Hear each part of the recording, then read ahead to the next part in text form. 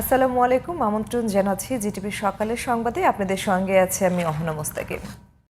দর্শক, ডেঙ্গুর খবর জানাতে এবার খুলনা থেকে যুক্ত হচ্ছেন সহকর্মী লিয়াকত হোসেন।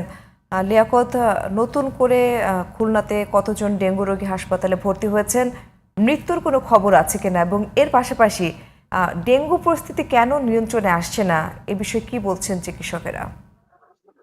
অহনা, আপনাকে ধন্যবাদ। আপনি যেমনটা জানতে চেয়েছেন, খুলনা মেডিকেল কলেজ হাসপাতালে গত 24 ঘন্টায় ডেঙ্গুতে আক্রান্ত হয়ে কেউ ভর্তি হয়নি।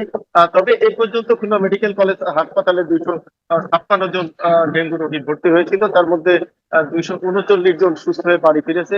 এর মধ্যে 11 জন বর্তমান হাসপাতালে ভর্তি রয়েছে।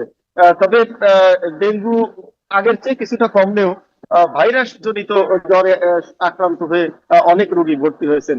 এবং খুলনা মেডিকেল কলেজ হাসপাতাল 500 বেডের হলো, এখানে প্রায় 2000 রোগী রয়েছে, যে কারণে অধিকাংশ যে রোগীরা রয়েছেন তারা কোনো সিট পাননি, যেখানে তারা ফ্লোরে বিভিন্ন স্থানে তারা আশ্রয় নিয়ে সেখানে তারা চিকিৎসা হচ্ছেন।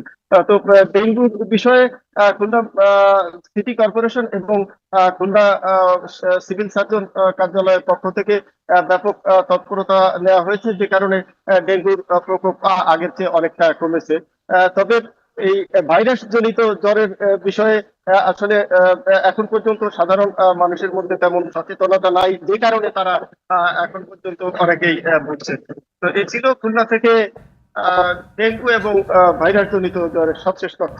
পাও না। লিয়াকত, আপনাকে ধন্যবাদ। দর্শক